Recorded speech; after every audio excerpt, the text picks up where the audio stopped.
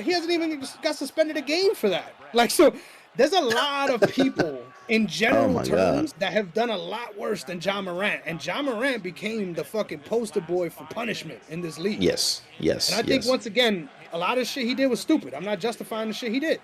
But at the end of the day, at some point, I hope, at least, as someone that's going through a lot in my life and trying to be accountable, right? I hope Hmm. that he sees his role in all this and really focuses, no matter where he plays, on being that. Because at the end of the day, without being that guy, you don't got a career. Now we down 12. Fuck, man. Dang, bro. And you know what's crazy, Yeah. too? They shooting like 36% from the field, and we're shooting Yeah. like 50 from the field. But they're just out hustling us, getting more possessions. There's a lot going on right now, but I'm not out of this game yet. We got No. 5 minutes left in this quarter. Nah. We've seen bigger comebacks from this team once again. Yeah, I think again it's one of those things where you have to look at the flow of the game. It's just sometimes that's why I hate when people automatically just look at a game in the first quarter and they're like, that's it. That's it. No. I mean, with certain teams you can say that, yes.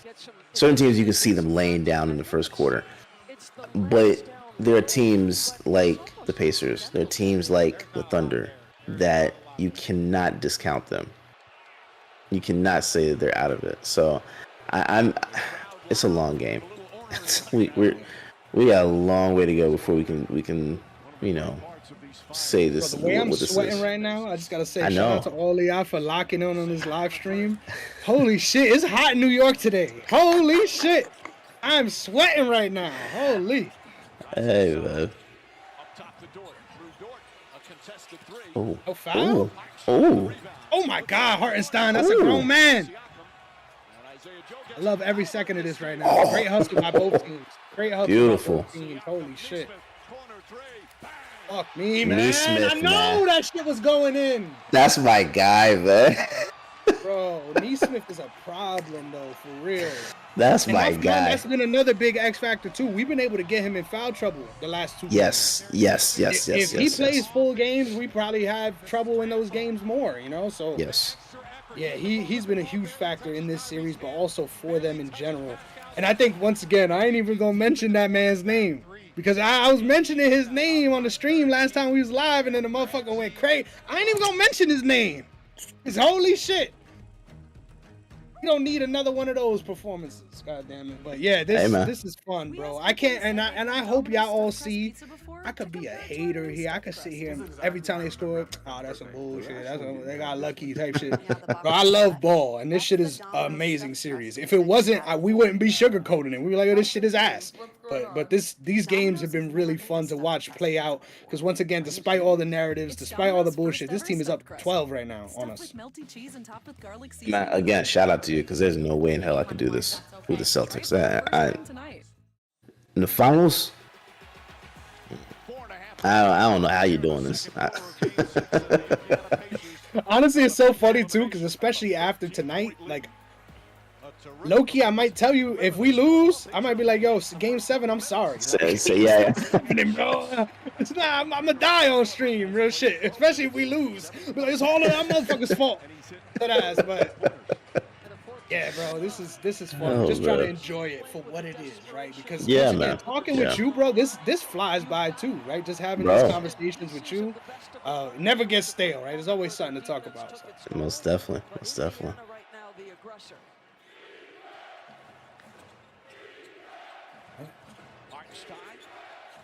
I love the environment too. I think both of these arenas have made for a great backdrop for these games. No, I agree. They're getting every fucking call now. Like, all right, relax. It's only taken 9 free throws here in these finals. Is Rick Carlisle going to challenge? Now, is there somebody on the hip? They call it on Turner. I don't think that's a foul, Mike. Oh, Doris, you're right. It doesn't look like. Yep. Told you. There's no contact. None. Nobody listens when it's the foul merchant team, right? Nobody says it's not a foul when it's the foul merchant team.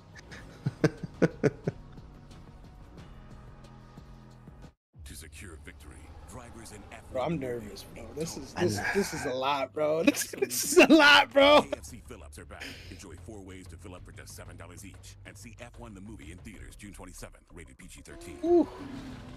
So let me take your mind off this real quick. Yes, please, please. I was about to start asking you. I was gonna ask you an irrelevant question. So please go ahead. Let me take your mind off this. You guys just got Jair Alexander in Baltimore. Oh, yes, sir. Yeah, no more excuses, right?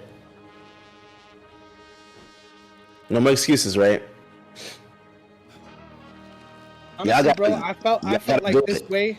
Bro, I felt this way before we got Jair.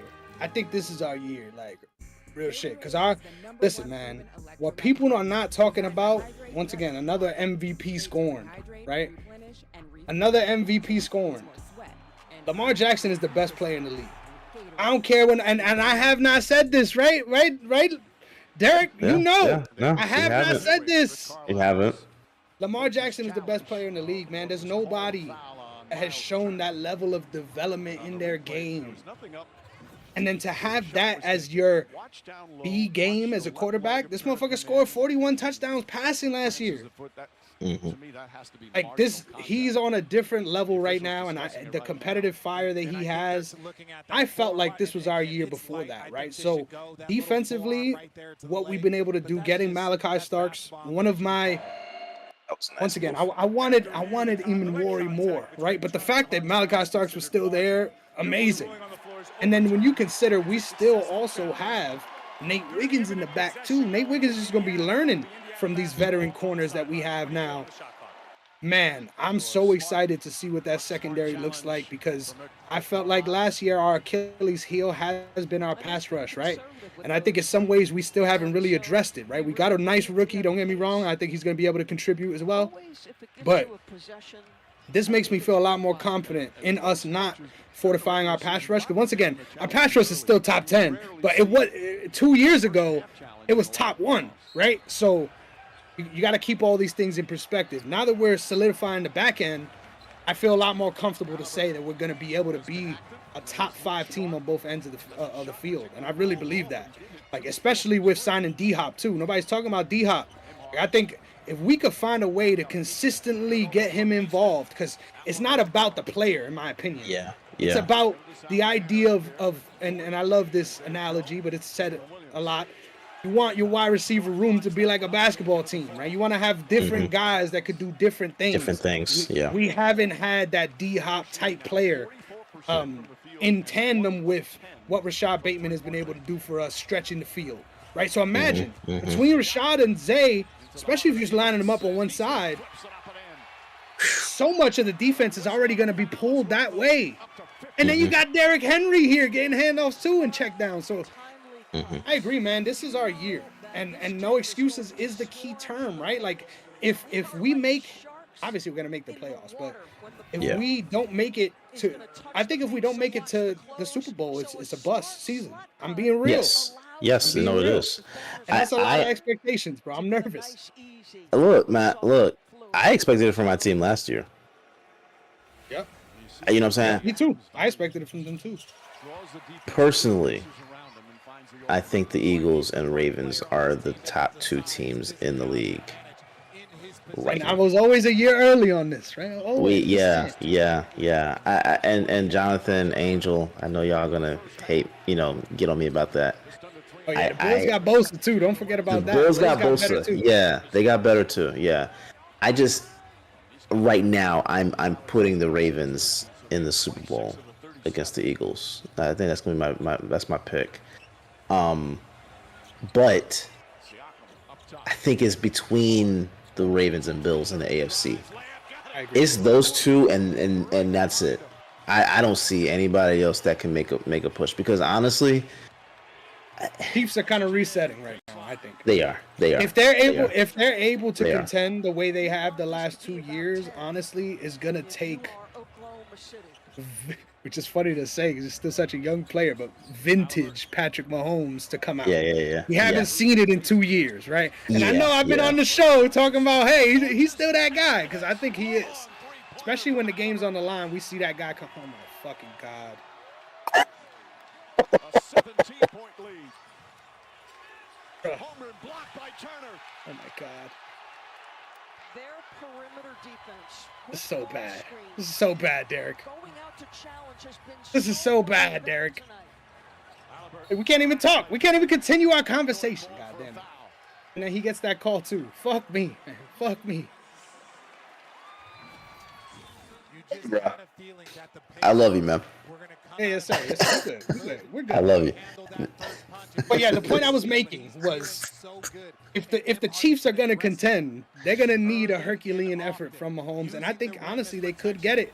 Rasheed Rice is back. Xavier Worthy's back. There's a lot of things to figure out for them that I think could fall into place. Do I think they're gonna be Bro. up there? No. But just I being real, right? Just I being personally don't see it. I don't see it with the Chiefs. I really don't. I really don't. I truly believe it. The Ravens and real. Bills Count 'em are. out. That's the way I look at it. But I mean, they looked into the Super Bowl. That was the weirdest thing to me, because if you're watching them last year, they're not. We always talk about it. Not every team is their actual record, right? And I felt like the and record. won! God, What a fucking move by J Dub. I'm sorry, was bro. I'm living and beautiful. dying right now. No, that was What good. a Go fucking for it. move. Holy shit. I did not, bro, no way that was going in when it left his hand. Holy That was shit. gorgeous. This is just a tremendous offensive player making that play. But Wow. Jimmy, Crazy. What a move. Holy Yeah, that's shit. beautiful. That's beautiful. I'm really sorry, Derek. What were you saying? No, you're good. You're good. But I think we've talked about this all the time, that not every team is their record, and I don't believe that the Chiefs were as good as their record was last year. I said that before the playoffs started. Said it before the Super Bowl, during the Super Bowl, and after the Super Bowl. They were not a team that I felt like you needed to fear. To be honest with you, it's really just the mental aspect for both the Ravens and the Bills when it comes to the Chiefs. That's it. That's it. Because if the AFC Championship comes down to those two teams, which I actually think it's going to, if it comes down to those two teams, it's to How me the it's a fuck is matter. none of that a foul? Yeah. How is none of that a foul? Like, there's two different fouls there, my boy. But I'm sorry, I Yeah. keep cutting you off, bro. No, you're good. You're good.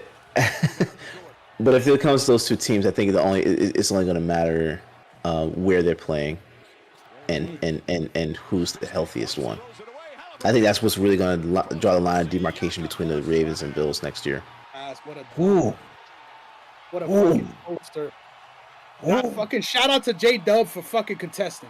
'Cause there's a lot of pussies in this league that wouldn't have jumped with him right there. A lot of I pussies agree in with this that. No, I agree with that. And I think there's something to be said when someone goes up for to contest and they know they're going to get dunked on.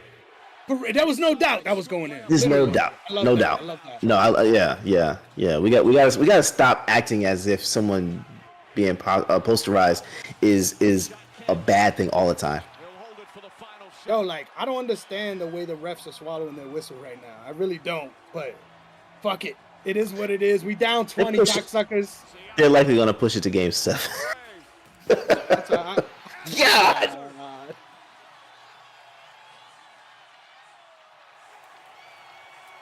I'm trying not to crash out, y'all. I'm trying not to. I'm fucking trying not to. Holy Hey, man. shit. What a Make move. it- What a make fucking us- move. Crash Yo, out. I'm Make gonna it go turn on this viral. AC, man. I'm gonna have to turn on this fucking AC at some point. Because holy shit. You gotta appreciate greatness, right? But I don't think we played a bad half of basketball. We scored 40 points, and we were doing well defensively. The way these motherfuckers executed since that run in the first quarter, I can't hate on this. But what the fuck, my guys? Get it together, bro. Get it together. For real. Especially the refs, bro. I'm not trying to blame everything on the refs. Be consistent, bro. Y'all been calling a lot of bullshit for Indiana. And then now y'all not Listen. giving us anything in that last 5 minutes? Bro, there was Yeah. not one whistle. Yeah. No, that's. I think that's the only thing. If we're gonna criticize the league with anything, we can talk about there being parity in the league and all that stuff. We can talk about that, right? I feel like this is the part where they get it wrong, because to the ESPN app so you could track bets. calls are not consistent. One, but two, the simple fact that we don't have any type of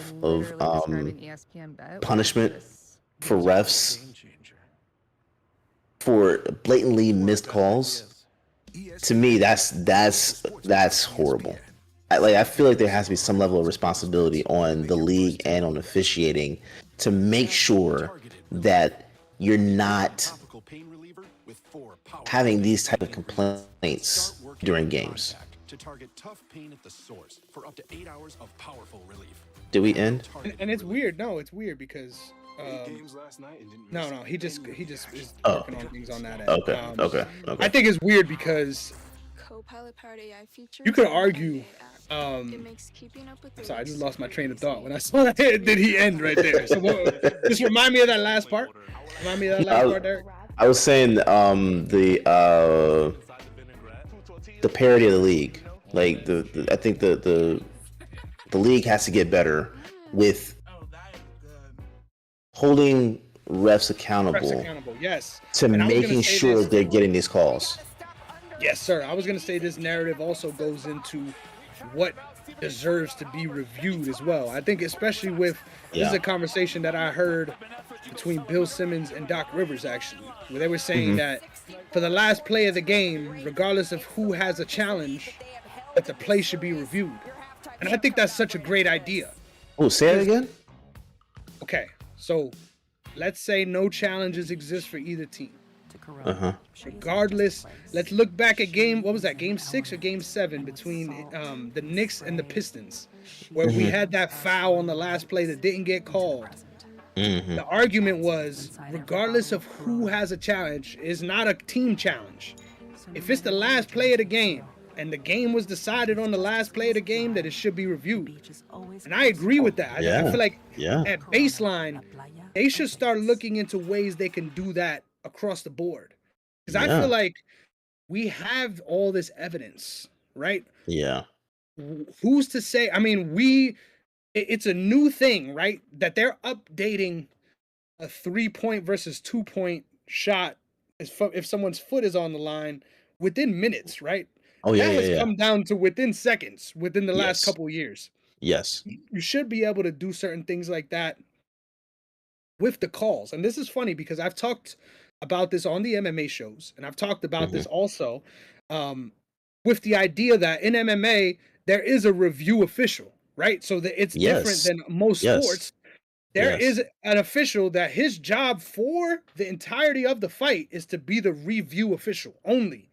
So something that I enjoy is if there's a foul or if there's something that's going on, they'll throw the light on, right? It's like a little yellow light that spins, and it's an official review. So they're taking their time to adjust those things or to make those things right in those instances. I think the NBA could benefit from something like that too, because once again, you have Bristol looking at all these things live anyway, right? Yeah. They're already taking in all these different realities of whether or not it's a foul or not and all that stuff. So why not? What detriment would it be to have some sort of live react? And maybe you can't necessarily impart a change in a tangible way, right? Maybe you can't say, all right, because we fucked up that thing, you get 2 free throws. I feel like that is too much, right? Like you're changing too much of how the game is played. But I think there needs to be some level of modernization with these sports. You see it in baseball too, man. Like they have all the capabilities to automate strikes and balls, and yet somehow we're still calling strikes and balls. Like it doesn't make sense. It should be consistent regardless of what player's height is, right? What is a strike and what is a ball, period. So once again, I've went on many sport tangents right now, Derek, but I think if you could find a way to blend the modern technology with the modern capabilities, we can make officiating better in a way that, not for nothing, is separate than training officials, is separate than solidifying rules, Like, Yeah. why not? Once again, look at all the ways we could optimize this. Hmm. I agree with you on that. I think that you have to look at all your options. Um, the league, to me, has to get this right, because the narrative that comes out after games, it doesn't even matter if you're talking about regular season or in playoffs. The narrative that comes out after games where they get them missed is that this is fixed, right? And I feel like if you're looking to negate that, and if you're looking to push against that narrative, the best thing to do is to have an ability to review calls. But I also feel like you know how you have a tech count for players. You get 15 techs or in the season, you get it suspended, right? If there's something like that for the referees, where there's like there's a threshold of bad calls or blatantly missed calls that you can accumulate throughout the season, it should have it should have ramifications on if you're going to be a referee in the playoffs, or if you're going to be a referee in the finals. Like, it should have some type of ramification to this referee, because to me, I don't understand what the point is of the last 2-minute report if the last 2-minute report doesn't make any type of change to the game. There's no need for this last 2-minute report if all you're doing is saying, you know what, we did miss that call, and that being us missing that call led to XYZ, meaning that other team won the game. I feel like that's an egregious act. That, to me, that's as bad for the game as flopping is. Like, just outright flopping. It to me, it just takes away too much. Now, it's just the reality of laws are not laws if they're not enforced. That's the reality of it. So I agree with that. Right. But then on the flip side, I feel like players are complaining too much about those calls mid-game. Right? Like, if you have to transition and get back on defense and all you're doing is focus on the ref missing the call, you're hurting yourself more by the call being missed, and then on the other side, a potential 3-point swing, or however it goes. It's just, you're hurting yourself more by not getting back on defense. So yes, onus is on the referees, but then onus is on the players as well. Like, you have to just focus on what you can control. But the referees have to get better, and the league has to get better at holding the referees accountable, because it's now to a point where it's hard to sit here and watch a game and not see so many calls that are missed. You know what's so funny though? Like, as a MMA fan, I feel like this shit ain't that bad. Like, I'm just being honest, bro. Like, as an MMA fan, yeah, bro, it is 10 times worse as far as accountability. Like, I'm being real. As an MMA fan, they say the warning is in the back, right? Mm-hmm. Legitimately, you get one of each foul, even if they're consecutive. So you can literally kick someone in the nuts, and then within 5 seconds, poke them in the eye, and then right after that, you can fuck around and grab the fence, and they're probably not gonna call it. They're probably not gonna take a point from you. Yeah. And not for nothing, I think making a call on a possession in an NBA game is completely different than taking a point in a fight. Like, I get that as well. Mm-hmm. Mm-hmm. But in my opinion, like, and I think this goes across the board for any sport. If you're gonna fucking have a rule, it's not a suggestion. There's no warnings. Once it happens, it needs to be penalized. Yes. And if that is the way that things are taking, I don't think, and it's a delicate balance, right? Because I think that could happen for MMA. I don't think that could happen for the NBA, just because clearly there's a different level that's accepted in the playoffs than in the regular season in that. Oh yeah. Clearly. Yeah. So which that needs to be I changed. think to that's be honest stupid with you. too. Yeah. If Yeah, you can that's- carry around this level of intensity, it'll make for a better product. More people will be excited to watch the game. And honestly, a lot of bad teams will get blown out more, if we're being real. Oh, for sure. But I also feel like there's a different pace in general with teams in regular season, especially if you're one of the contending teams. There are gonna be times where you kind of like, you know, slow down and conserve your energy throughout the season to then be able to kick into full gear going to the playoffs. I'm fine with that. I'm not fine with the intensity being different from an officiating standpoint, because that's where I think the consistency has to come into play, because we can have 3 different referees in Atlanta calling the Hawks, and then other referees in Miami and LA, all, like there's different referees every night, every game. But it's almost up to the official as to how they call the game, and that does not make sense to me.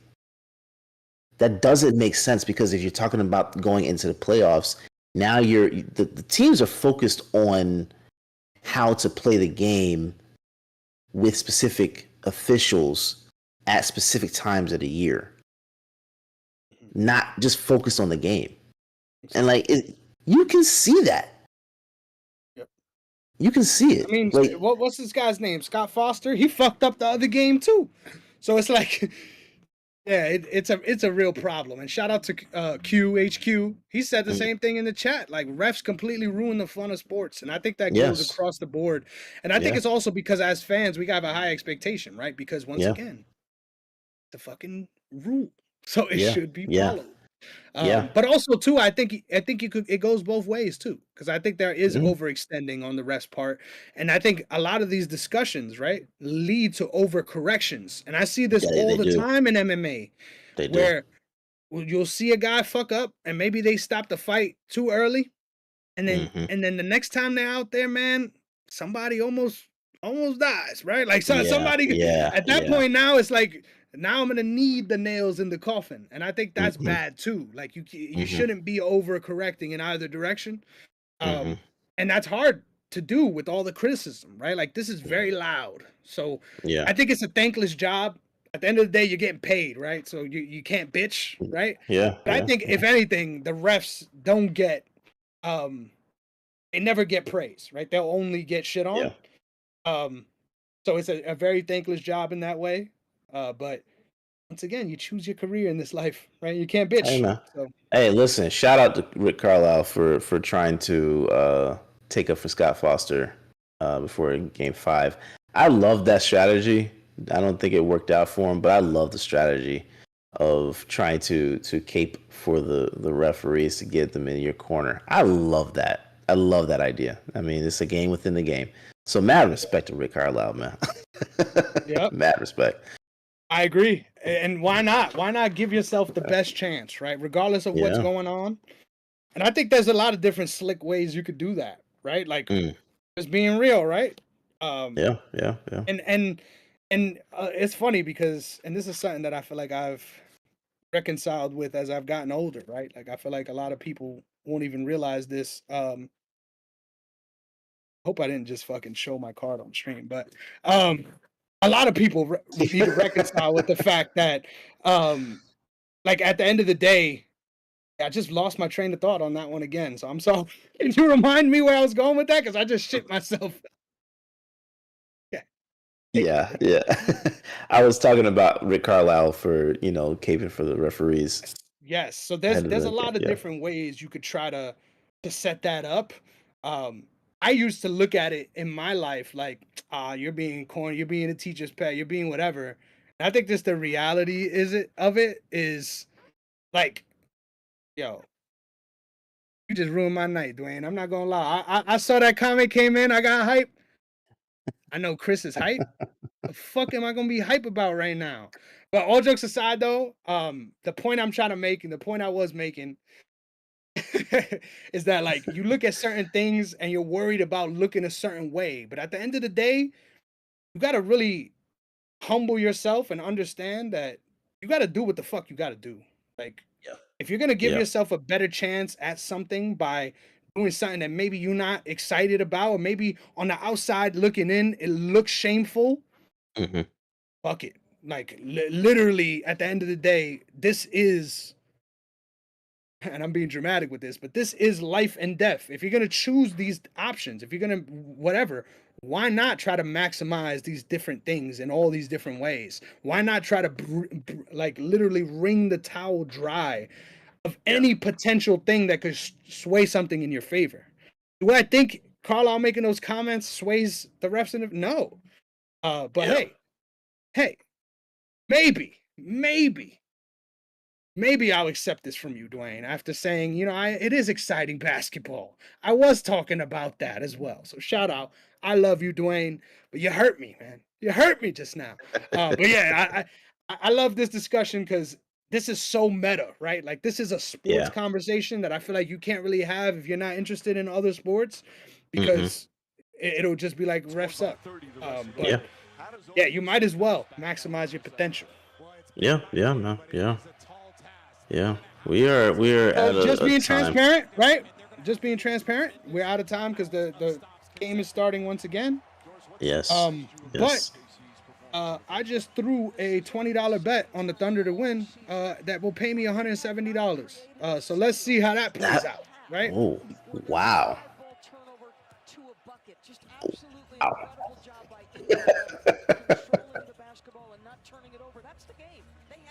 Okay, so if the Thunder win, and they're down by 20 right now, but if they win tonight, $20 will be turned into $170. I think that's worth.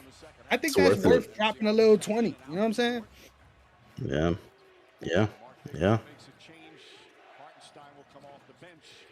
I'm so fucking nervous. We got the scaries, boys.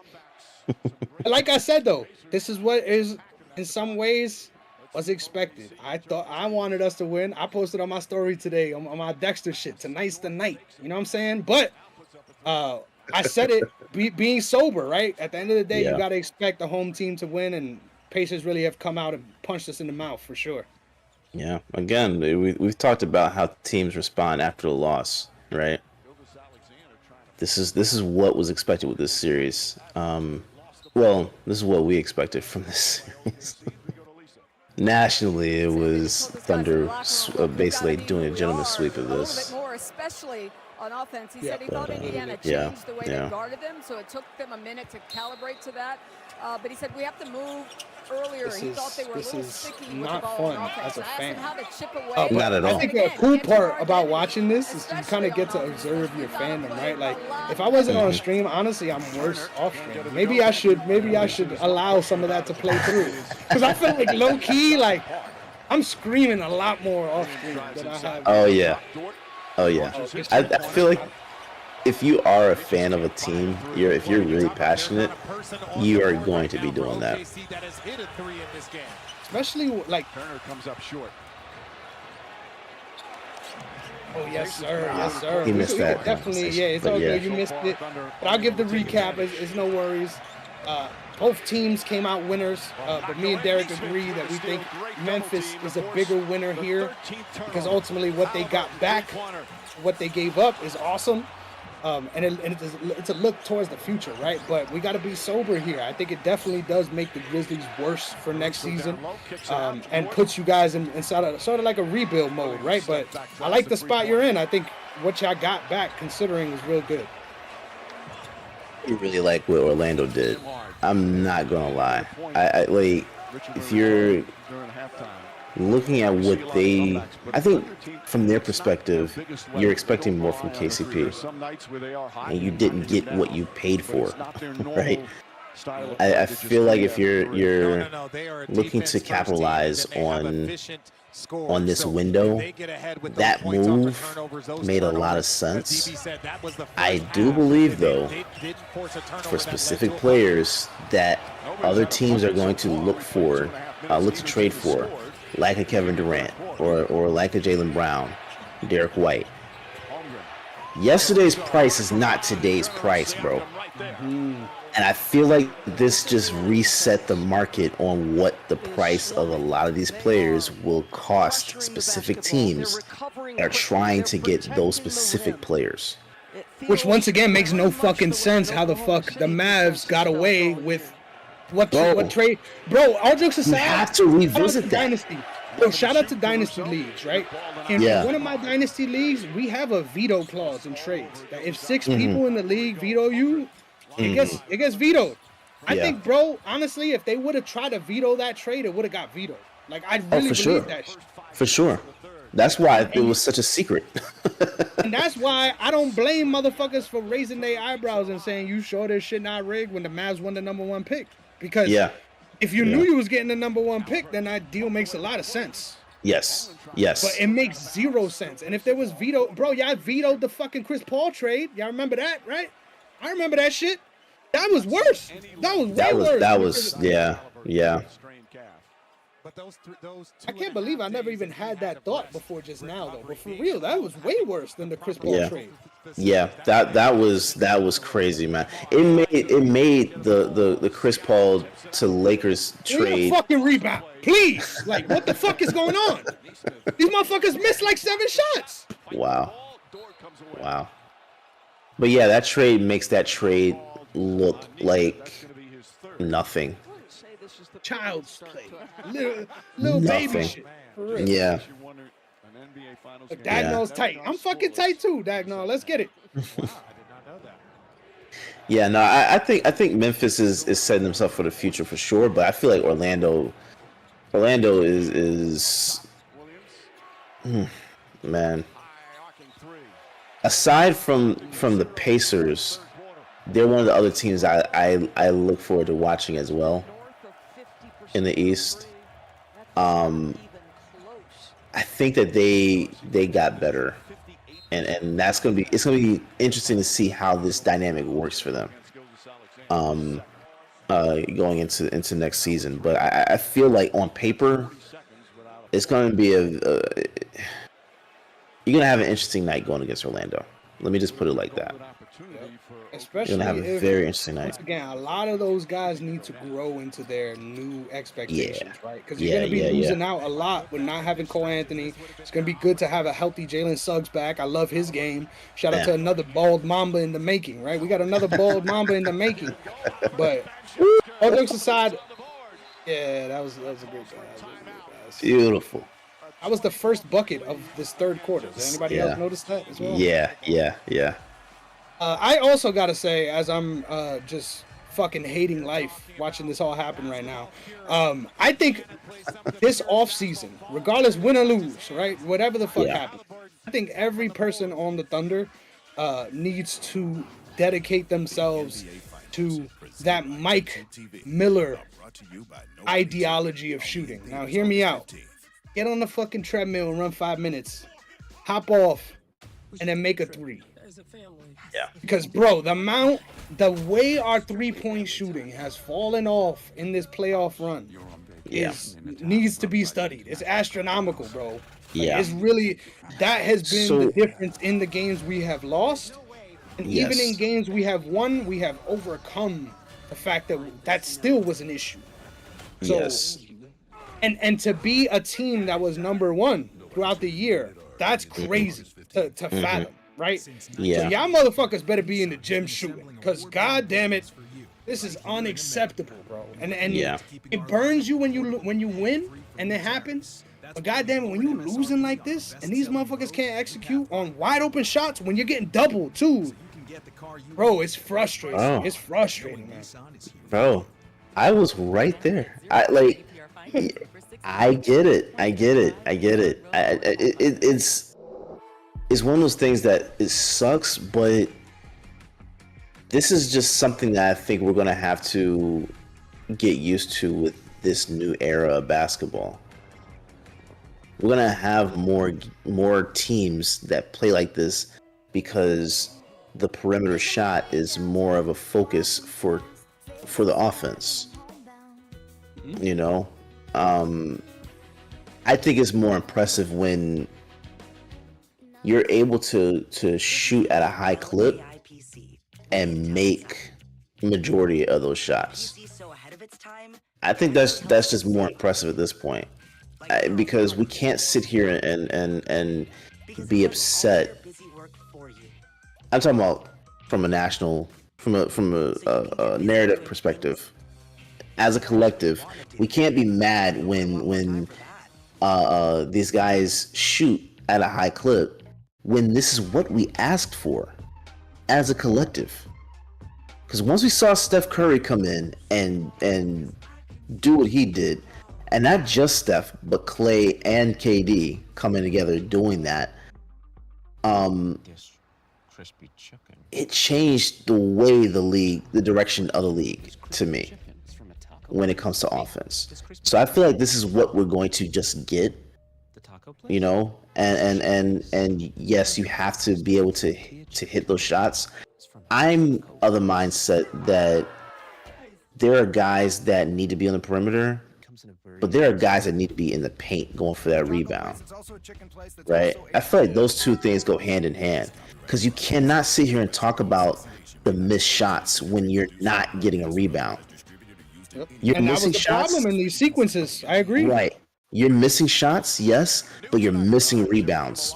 And to me, missing an offensive rebound, like a one that you can get, it's just you're not getting because you're not in position. To me, that's more egregious than missing the perimeter shot. And it could cost you 5 points. It could cost you 5 points so fast. Literally. So fast. You need to be in the paint. And like, we have to get back to the point where there's at least 2 guys in the paint. 3 on the perimeter, 2 in the paint. We haven't gotten a foul since halfway through the second quarter. Can we acknowledge that? Yeah. Because what the fuck is happening here? I don't want to be salty, right? I don't think I'm that guy. I don't think you could look back at the VOD, ladies and gentlemen. I don't think I'm that guy. But what the fuck is happening right now? For real. This is playoff basketball. Things are going to get physical. But now we're not getting fouled? Yeah. I agree with that. Bro, this is some bullshit. Right between J-Dub and Kenrich Williams. Nembhard's first foul. Mark Daigneault likes to say, if they're just teeing up shots from anywhere on the floor, we have had a breakdown. Yes, sir. I'm not gonna lie, it's funny too though, because we hitting a low right now in the action. But also, I feel like I'm hitting a wall, right? I gotta be up tomorrow at 5. I'm getting tired over here, bro. I'm losing it. I'm losing my energy. Oh my fucking god! What a pass! What a pass! That was beautiful. Yeah, maybe I should have held off on making that bet, huh? Maybe I should have waited like a little bit longer, type shit. Yeah. Bro, so I got a question for you, unrelated. But I just opened my phone, so I gotta ask you about this, right? I want to be politically correct when I ask you about this too, right? As somebody who is not black, right? I am Puerto Rican and English. I am not a black male. But today is Juneteenth. Yeah. And somebody who is family to me, who I love very dearly, who is also Hispanic, very much so identifies as being like an Afro-Latina. And she is maybe more so as far as her family, right? Not my family, because she's not blood related to me, but I consider her family, right? Yeah. Her family is definitely a lot more on that Afro-Latino side. But her specifically, she isn't, right? She's like fair skinned like I am. But once again, identity is a very complicated thing. But I just got a happy Juneteenth text, Derek, and I don't know how the fuck I feel about it, right? I don't know how I feel about it. So I gotta ask a black man how I should feel about it. Because when I read it, clearly I didn't know how to feel about it. So yeah, I ain't gonna lie to you, bro.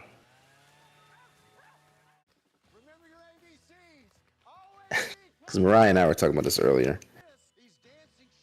It actually pisses me off. That's fair. It does. Because this is a holiday that should be acknowledged. It should be. But it got commercialized. And then it got so commercialized to the point where Now you have. I feel like there's more focus on white people and how they feel about the holiday versus what the holiday actually means, right? So here's my contribution to the holiday. I feel like only black people should have the day off. It should be a paid holiday for black people. That's it. That's it. Because there's something about it that I don't like the commercialization of it. Like, we went out today for lunch and drove past this Juneteenth party, and it was weird because I'm seeing white people with Juneteenth shirts on, and I'm like, I'm not feeling it. I'm not feeling it. I don't blame you. I'm not feeling it. It's weird. Me personally, as somebody who is not black, I'm just being honest, right? Because we gotta be honest here. Yeah. I don't agree with your sentiment as far as saying black people should get off. I feel you.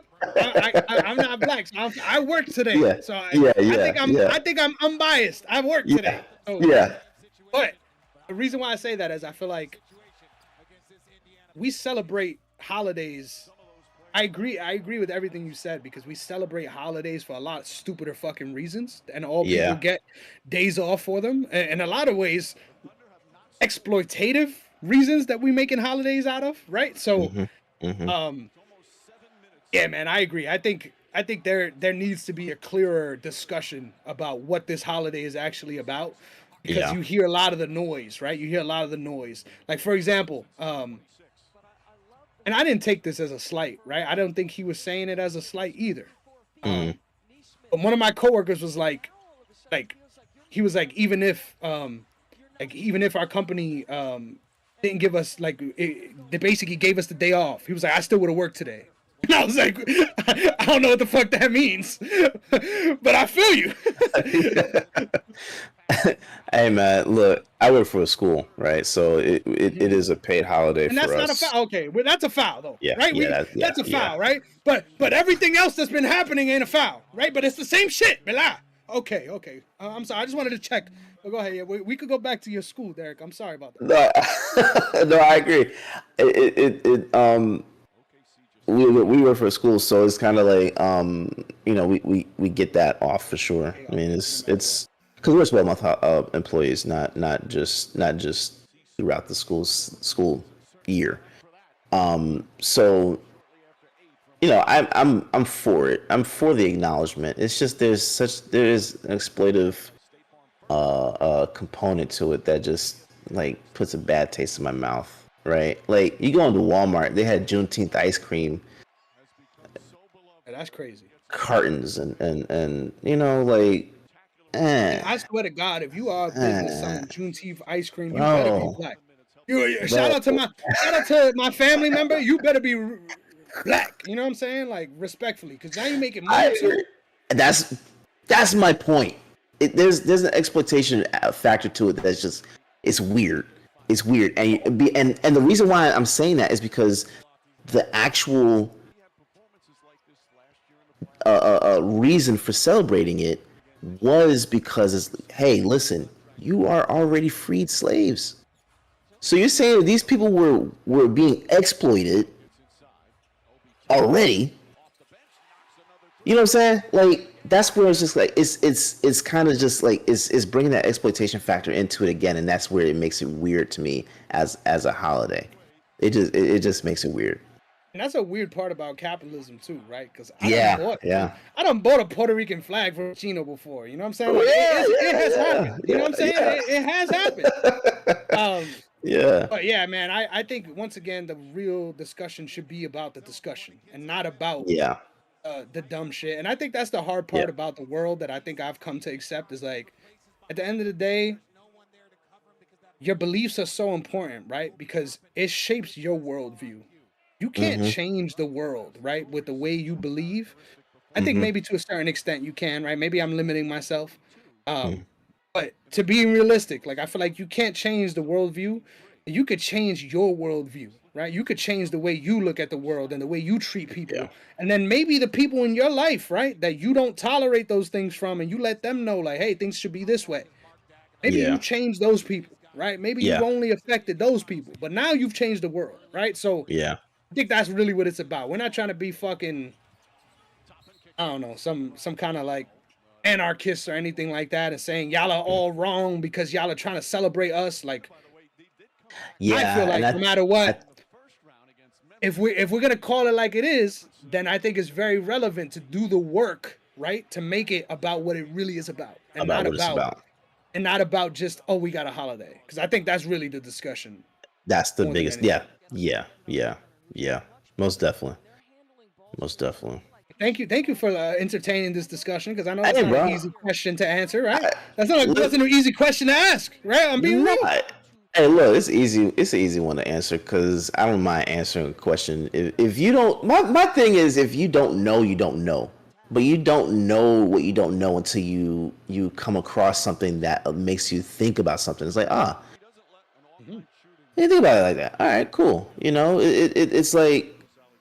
And I think it takes courage for people like us to come on shows like this and have conversations like this. Because once again, we're not changing the world, right? But it's important to have these discussions and to be able to show that you can have these discussions. And it's not for the sake of whatever. It's just for, once again, we need to be able to better coexist and to be able to better understand our fellow human. Fuck race, color, creed.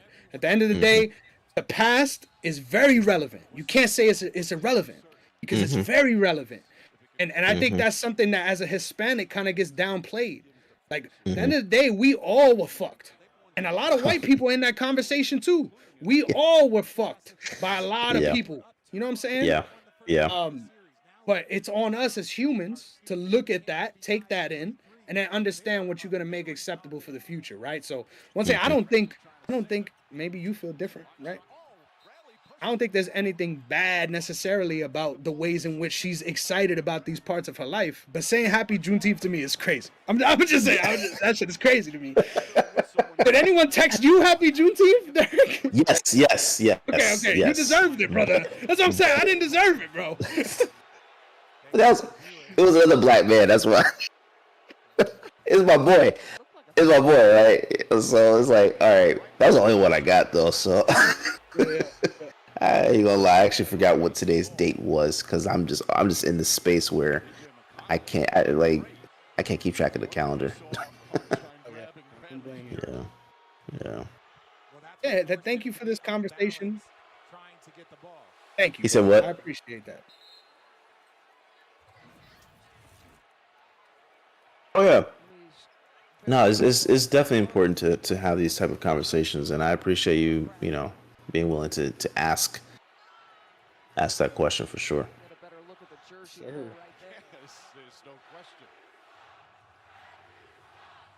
Wait, so did they call that on? And they got the nerves to chant "Ref, you suck." Y'all are hilarious, boy. Y'all are crazy. I see why. Yeah. I see why. He was grabbing his jersey, bro. Like that. Hey, bro, after everything y'all done got away with, y'all want to bitch on the refs now? I agree. Hey, in your pocket. Look at the fouls. Like, look at the foul count. I agree. You can't, and that's the thing that I like about my team. I feel like everyone calls SGA a foul merchant. When do you see SGA complaining about fouls, though? So he's one of the few people that don't. I think, if I'm not mistaken, it's between him and Curry that don't chase the ref. They don't. Like, you should have the mentality of just like don't put it in the ref's hands anyway. Just go for it. Yep, definitely. And that's how you should always play, right? Because you gotta assume, like they said back in the day, right? You're gonna have to win this game by 20. Because literally, this force is greater, and it sucks that you gotta think like that. I'm sure as an athlete, that must be so defeating, right? To feel like you've done everything you could have possibly done and you just got the short end of the stick, literally. Mm.